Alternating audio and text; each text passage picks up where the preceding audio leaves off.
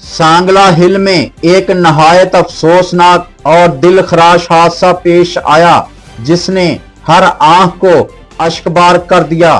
Assistant commissioner Sangla हिल के दफ्तर के सामने दो मोटरसाइकिलों के दरमियान अचानक खौफनाक तसादम हो गया।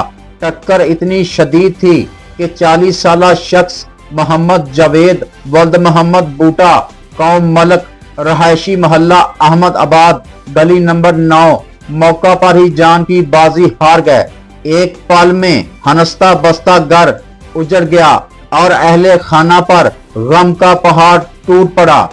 मरहूम के साथ इनका 20 साला नौजवान बेटा हसनैन अली भी मौजूद था, जो इस हादसे में शदीद जख्मी हो गया और इसकी टांग टूट गई।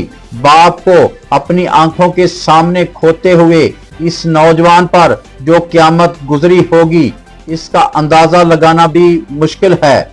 दूसरी मोटरसाइकिल पर सवार दो नौजवान भी इस हौलनाक हादसे में जख्मी हुए और इनकी भी टांगें टूट गईं। रेस्क्यू टीमों ने फौरी तौर पर जख्मियों को तिब्बी इमदाद फराहम करते हुए तीनों जख्मियों को तशवीशनाक हालत में फैसलाबाद रेफर कर दिया। मोहम्मद जावेद की मैयत जरूरी कार्रवाई के बाद लवाहिकीन के हवाले कर दी गई।